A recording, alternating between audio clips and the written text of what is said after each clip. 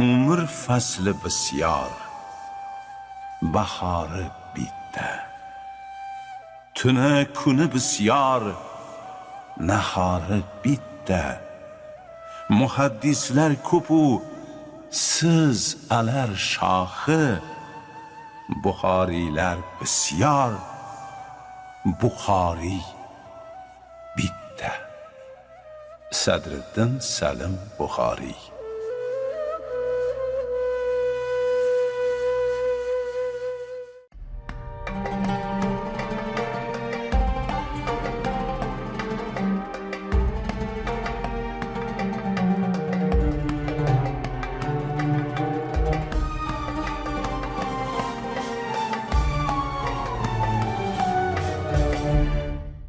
Bismillahirrohmanirrohim. Alhamdulillah vassalatu vassalamu ala rasulillah amma ba'd. Assalomu alaykum va rahmatullohi va barakatuh.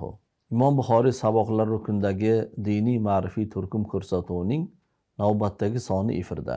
Buyuk muhaddis, misli yo'q olim, hadis ilmi uchun dunyoga kelgan, Allohning yerdagi mo'jizasi deya madh etiluvchi zot Abu Abdulloh Muhammad ibn Ismoil al-Buxoriyning Al-Jomi as-Sahih asarida jamlangan muborak hadislarni o'rganishda davom etamiz.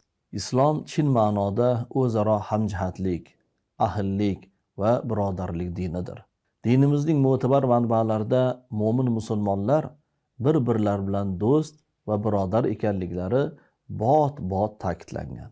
Ular go'yoki bir jism, bir tan bo'lib, birisidagi holat birisiga ta'sir qilmay qolmaydi. Alloh taolo Qur'oni Karimning Tavba surasining 71-oyatida quyidagicha marhamat qilgan. A'udhu billahi minash shaytonir rojim. Bismillahirrohmanirrohim. Wal mu'minuna wal mu'minat ba'duhum awliya'u ba'd. Ya'muruna bil ma'ruf va yanhauna 'anil munkar. Sadaqallohul azim. Ya'ni mu'minlar va mu'minalar bir-birlariga do'stdirlar. Ma'rufga, ya'ni yaxshilikka buyururlar. Munkardan, yomonlikdan qaytarurlar deb marhamat qilinadi. O'zaro ahillik, birdamlik iymon bilan bog'liqdir.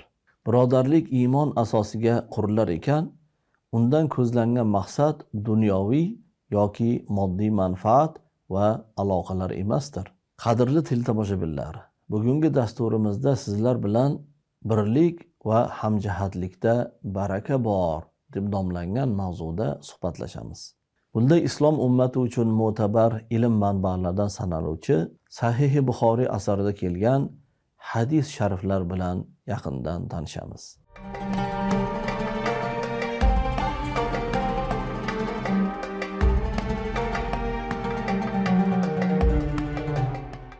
Azizlar, odatimizga ko'ra o'tgan galgi sabog'imizda sharhlangan hadisni yana bir bor eslab olamiz.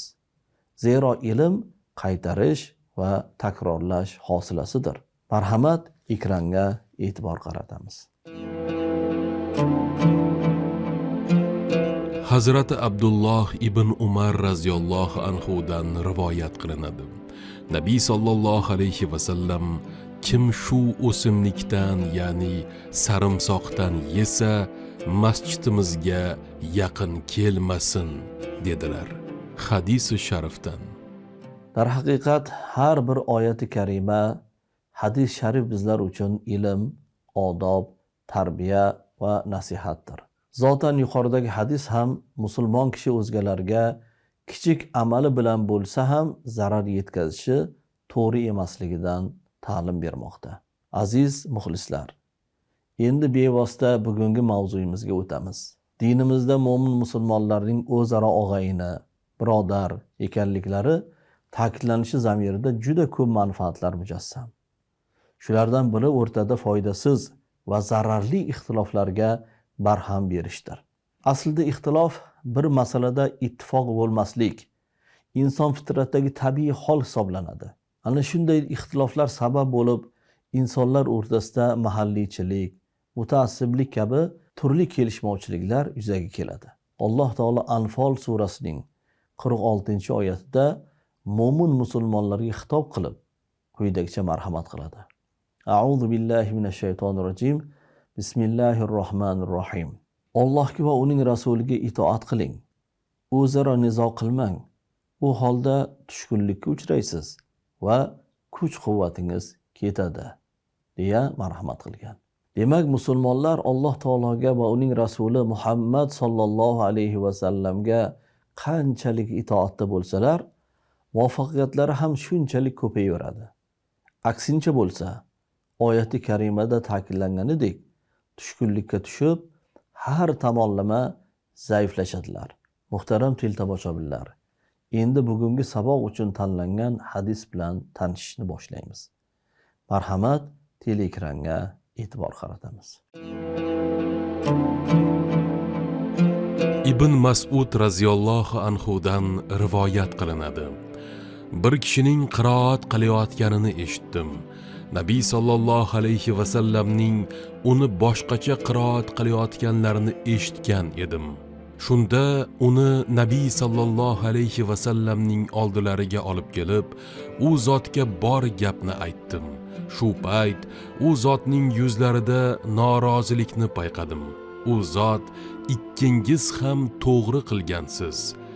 Ixtilof qilmanglar, chunki sizlardan avvalgilar ixtilof qilishdi va halok bo'lishdi, dedilar. Hadisi sharifdan. Mana azizlar, hadis sharifni eshitdingiz, tingladingiz. Keling, endi mana shu hadisning mazmun mohiyatiga bir to'xtalib o'taylik-da. Ibn Mas'ud, bu kishi payg'ambarimiz sollallohu alayhi va sallamga juda ham yaqin bo'lgan, Rasululloh bilan ko'p birga yurgan, payg'ambarimiz sollallohu alayhi va sallam ilm ato etilgan deya ta'riflagan buyuk sahobada. Shu sahobai ikrom aytayaptilar. Bir kishini Qur'on o'qiyotganini eshitdim. Vaholanki payg'ambarimiz sollallohu alayhi va sallamdan mana shu oyatlarning qiroatini men boshqacha eshitgan edim. Keyin uni Rasululloh sollallohu alayhi va sallamning huzurlariga olib bordim, deyaptilar. Ya'ni qaysi ma'nodaki, yo Rasululloh, mana bu odam Qur'oni Karimni boshqacha o'qiyapti, xato o'qiyapti degan ma'noda olib borganlar-da. Vaholanki u o'qiyotgan odam ham to'g'ri o'qiyotgan bo'lgan ekan-u, lekin o'sha qiroatni ham bir necha turlari bo'lgani kabi payg'ambarimiz sollallohu alayhi va sallamga Ibn Mas'udning mana shu xatti harakati biroz yoqmaganday bo'lib, norozilik kayfiyatini sezgan ekanlar. Shunda payg'ambar sollallohu alayhi va sallam aytdilarki, ikkovlaringiz ham to'g'ri o'qiyapsizlar, to'g'ri qilyapsizlar. Ixtilofga bormanglar, talashib tortishmanglar deb tanbih bergan ekanlar. Qiroat ilmi sohiblari aynan payg'ambarimiz sollallohu alayhi va sallamning mana shu hadislari va shunga o'xshagan boshqa hadislardan kelib chiqib, qiroat yo'nalishida ham bir necha yo'nalishlar to'g'ri yo'nalishlar ekanligini ta'kidlaganlar. Shunday bo'lgandan keyin ikki tomonlama ikki xil qiroat ham aslida bu to'g'ri qiroatlar ekanligini payg'ambarimiz sollallohu alayhi va sallam tanbih berib buni ta'kidlagan ekanlar. Bu holatdan yana bir narsani biz o'zimizga ta'lim qilib olishimiz mumkin. Mana Ibn Mas'ud radhiyallohu anhu, "Ey, noto'g'ri o'qiyapsan" deb boyaga o'qiydigan sahobani yaqasidan olmadilar. Balki ustozni oldiga uni olib bordilar. Ustoz Rasul akram sallallohu alayhi va sallam o'zlari edilar. Mana shu ham bizlar uchun bir ulug'larimiz tutgan yo'lida. Aytaylik, biz bilgan, biz o'qigan narsadan boshqacharoq bir holatni kuzatadigan bo'lsak, unga bir aniqlik kiritish uchun ulamolarga murojaat qilish mana shu holatda yaqqol bir misol hisoblanadi. Va barchangiz Allohning arqonini mahkam tuting va tafriqaga tushmang va Allohning sizga bergan ne'matini eslang. Bir vaqtlar dushman edingiz, bas qalblaringizni ulfat qildi. Uning ne'mati ila birodar bo'ldingiz. Ali Imron surasi 103-oyat. Muhtaram muxlislar, biz bilan birga sabog'imizni o'rganayotgan tolib ilmlarda mavzuga doir savollar bor ekan. Hozir ularning savollarini eshitib, baholi qudrat ularga javob topishga harakat qilamiz. Ustoz, ayrimlar fiqhiy mazhablarni dindagi bo'linish, ixtilof deb hisoblashadi. Aslida ham shundaymi? Ya Alloh, haqiqatda bu juda ham bir dolzarb savol bo'pti. aynan mana shu savol bo'yicha bir qancha kishilar, bir qancha yoshlarimiz to'g'ri yo'ldan adashib qolishlari mumkin. Aynan mana shu mazhab masalasi judayam bu e'tiborli masala. Mazhab bu zaruriyat.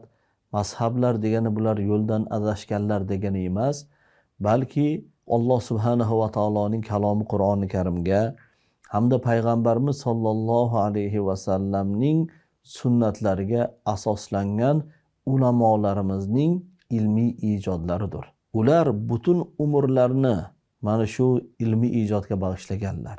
Alloh subhanahu va taolo ularga shunaqa bir aql zakovat berganki, ko'pchilikda bo'lmagan aql zakovat ne'mati bilan ularni siylagan. Mazhab boshi ustozlarimiz Qur'oni Karim to'liq yod olgan bo'lganlar. Mazhab boshi ustozlarimiz yuz minglab hadislarni yoddan bilganlar. Va Alloh subhanahu va taolo bergan ana shunday bir qobiliyat, ilhom bilan ular Qur'oni Karim oyatlari, Rasululloh sollallohu alayhi va sallamning sunnatlari va hadislari hamda ulug' sahobai ikromlarning xatti harakatlariga asoslanib, siz bilan bizga tayyor bir qo'llanmalarni tayyorlab berib ketishganda, shuning uchun ham ular har bir narsani o'zini egasi, sohibi bo'lgani kabi bu ulamolarimiz aynan mana shu diniy ma'rifiy sohamizning yo'nalishini buyuk allomalari, buyuk ustozlarimiz, ulug'larimiz ular bizga ko'rsatib bergan yo'ldan yuradigan bo'lsak, alhamdulillah adashmaymiz. Yurtlarimizda mana 14 asrdan beri ana shu Hanafiya mazhabida ota bobolarimiz, ustozlarimiz, ulug'larimiz ibodat qilib kelganlar, mana shu yo'lni lozim tutganlar va alhamdulillah bu o'ziga yarasha yaxshi bir natijalarni bergan. Biz ham mana shu yo'lda yuradigan bo'lsak, hech ham inshaalloh adashmaymiz. Ustoz, bugungi kunda mo'min musulmonlar orasidagi ba'zi bir tushunmovchilik va ziddiyatlarga barham berish, ular orasini isloh qilish uchun nimalarga ahamiyat qaratish lozim? Bu ham juda ajoyib savol bo'libdi. Aynan mana shu masalani biz o'zimizning yurtimiz, o'zimizning O'zbekistonimiz misoliga olib qaraydigan bo'lsak, bu hammasi tushunmovchilik natijalarida shunaqa ixtiloflar kelib chiqadi-da, ilmsizlik. Buning uchun nima qilishimiz kerak deydigan bo'lsak, buning uchun biz yurtimiz ulamolariga murojaat qilishimiz kerak. Bugun O'zbekiston musulmonlari idorasida fatvo markazi bor. Muftiy hazrat boshchiliklarida fatvo markazimizda o'nlab ulamolarimiz o'sha joyda kerakli savollarga javoblar beradilar. O'sha joyda xalqimizning murojaatlariga o'rnatilgan tartibda javoblar tayyorlaydilar. Shuning uchun azizlarimiz, O'zbekistonimizda yagona mazhab Hanafiy mazhabi joriy bo'lgan va dunyo ulamolarining fatvosi shuki, qaysi bir yurtda bir mazhab keng tarqalgan bo'lsa, ana o'sha mazhabning rioyasini qilishlik vojibdir deganlar. Chunki aynan mana shu mazhabning ulamolari u yurtda bo'lishadi. Shu mazhabning kitoblari keng tarqagan bo'ladi. Va mana shu mazhab ta'limotlari bo'yicha u joyda madrasa, maktablar keng tarqalgan bo'lganligi uchun ham ulamolarimiz shunaqa fatvoni bergan ekanlar.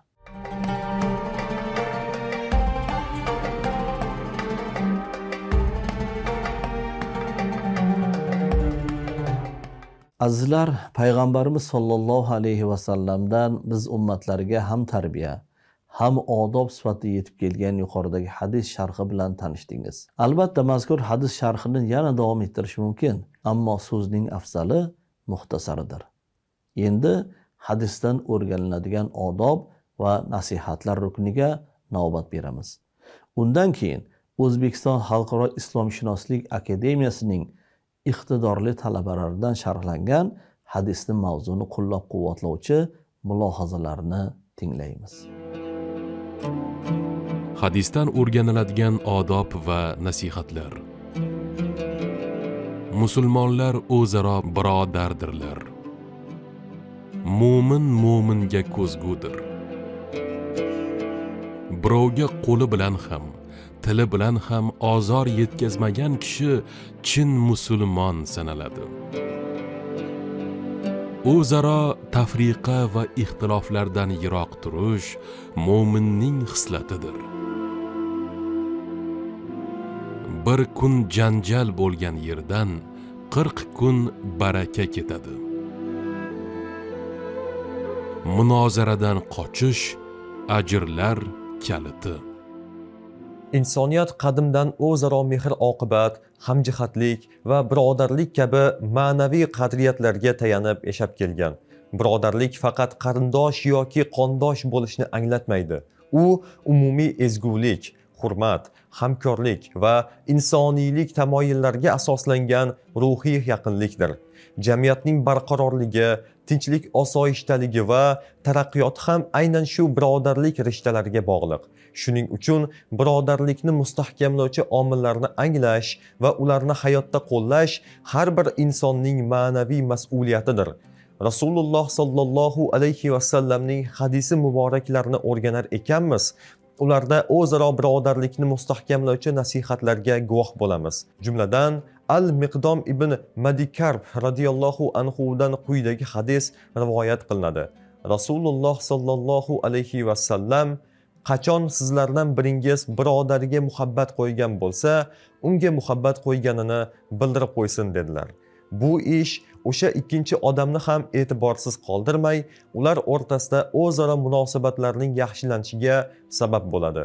Indamay yursa, muomala ham shunga yarasha bo'ladi. Hatto asta-sekin muhabbat qo'ygan odamning ham birodardan ko'ngli sovib qolishi mumkin ekan. Ammo ko'nglidagi mehrini izhor qilsa, bu munosabatlar ikki tomonlama mustahkamlanib, aloqalari rivojlanib ketadi. Shuningdek, hadislarda o'zaro hadiyalashish ham hamjihatlik omillaridan ekani ta'kidlangan. Imom Tabaroniy rivoyat qilgan hadisda Nabiy sallallohu alayhi vasallam hadiya quloqni, qalbni va ko'zni chaladi, maftun qiladi deya marhamat qilganlar. Insonlar ilm o'rganib amalni tark qilganlarida tillari ila sevishib, qalblari ila adovatda bo'lsalar, vasilai rahimni ussalar, Alloh ularni la'natlab, quloqlarini kar va ko'zlarini ko'r qilib qo'yadi. Hadisi sharifdan. Tinchlik va totuvlik, o'zaro ahillik dini bo'lgan islom biz mo'min musulmonlarni tortishuv, janjal, adovat va nizolarning har turidan qaytaradi. Qur'oni Karimda adovat va janjallar shaytonning maqsadi deyilib, shayton sizlarning oralaringizga adovat va kina solmoqni istaydi deb ogohlantiriladi. Mo'min kishining vazifasi har qanday vaziyatda ham isloh qilish bo'lishi lozim. Bu borada ham kalomullohda agar ularning o'rtasida adovat yoki ixtilof paydo bo'lsa, ularni isloh qilinglar. Isloh yaxshilikdir deb marhamat qilinadi.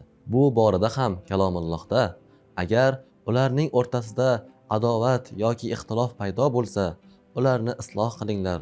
Isloh yaxshilikdir deb marhamat qilinadi. Rasululloh sallallohu alayhi vasallam janjallashish va qattiq tortishuvlardan biz ummatlarni qaytarar ekanlar. Haq bo'lsa ham tortishmaslikka da'vat etganlar.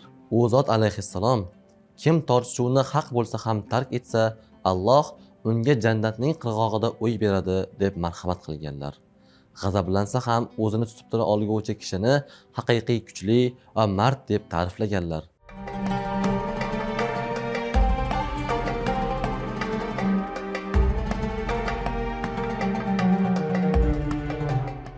Aziz teletomoshabinlar, mavzu borasidagi mulohazalarimizni bugungi kunimiz bilan jamiyatimizda mazkur holatning qay tarzda kuzatilayotgani bilan bog'lagan holda davom ettiramiz.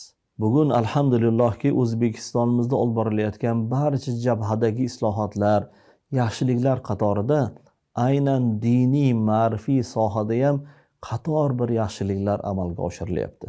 O'zbekistonimizdagi vijdon erkinligi, O'zbekistonimizdagi diniy ma'rifiy soha, ibodatlarimiz, madrasalarimiz, ta'lim jarayoni, ilmiy tadqiqotlar markazlarimizning faoliyati bu dunyoga namuna bo'lmoqda desak, noto'g'ri gapirmagan bo'lamiz.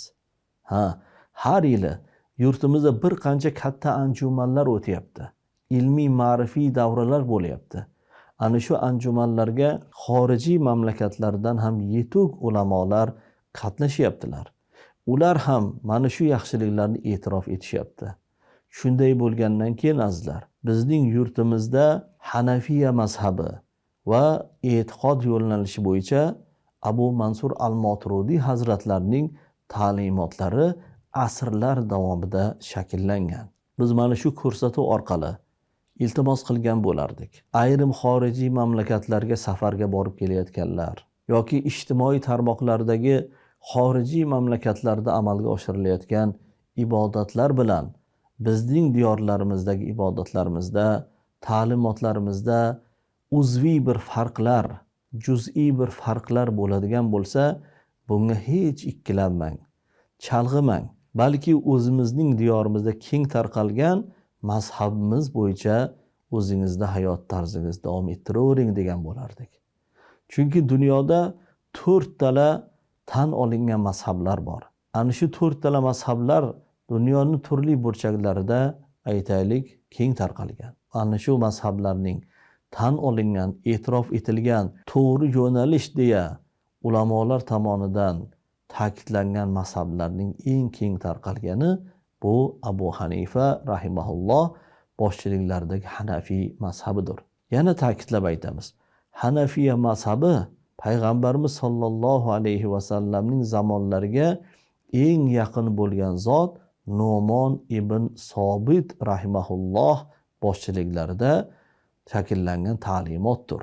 Mana shu ta'limotlarni hayotimizga mahkam tutadigan bo'lsak, o'rtalar ixtilof kelib chiqmaydi. Ayrim holatlarda ba'zi bir yoshlarimizni ko'ramizda, ular qo'llarini ko'tarib raf'ul yadaynlar qiladilar yoki valazollindan keyin ominni jahriya aytadilar. Yo shunga o'xshagan ayollarni keyin qo'yib o'tiradilar. Shunaqa bir ziddiyatga borayotgan xatti-harakatlarni kuzatamizda. Ularga tavsiyamiz O'zbekiston musulmonlari idorasida fatvo markazi tomonidan ixtilofli masalalarga yechimlar degan bir kitob nashr qilingan. Ana shu kitobni ixlos bilan, qunut bilan o'qib chiqadigan bo'lsalar, ulardagi barcha savollarga javoblar asosli ravishda tayyorlab berilgan. Ana shu kitobni hammamiz o'qiylik. Ayniqsa ikkilan turganlar shu kitoblarni o'qib chiqsangiz, albatta o'zingizga kerakli bir yo'lni topa olasiz degan umiddamiz.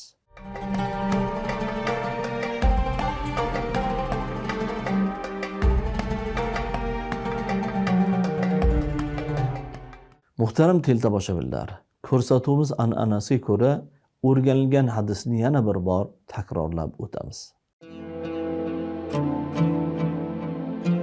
Ibn Mas'ud raziyallohu anhudan rivoyat qilinadi. Bir kishining qiroat qilayotganini eshitdim. Nabiy sallallohu alayhi va sallamning uni boshqacha qiroat qilayotganlarini eshitgan edim. Shunda uni Nabiy sallallohu alayhi va sallamning oldilariga olib kelib, u zotga bor gapni aytdim. Shu payt u zotning yuzlarida norozilikni payqadim. U zot, ikkingiz ham to'g'ri qilgansiz. Ixtilof qilmanglar, chunki sizlardan avvalgilar ixtilof qilishdi va halok bo'lishdi, dedilar. Hadisi sharifdan. Qadrli muxlislar, bugun siz azizlar bilan birgalikda hozirda o'ta muhim bo'lgan mavzulardan biri xususida suhbatlashdik. Alloh taolo ushbu suhbatlarimizni hammamiz uchun manfaatli qilsin. Shuning bilan Ziyo Media markazining Imom Buxoriy saboqlari rukunda tayyorlangan ko'rsatuvining yana bir soni o'z nihoyasiga yetdi. Buyuk muhaddis Abu Abdulloh Muhammad ibn Ismoil Al-Buxoriy hazratlarining Sahih-i Buxoriy asarida kelgan hadislarni shu tahlil o'rganishda davom etamiz degan ezgu niyat bilan sizlar bilan xayrlashamiz. Bugungi saboqni kamina Zayniddin nomla olib bordi. Yana zangori ekran orqali diydor ko'rishguncha salomat bo'ling. Vassalomu alaykum va rahmatullohi va barakatuhu.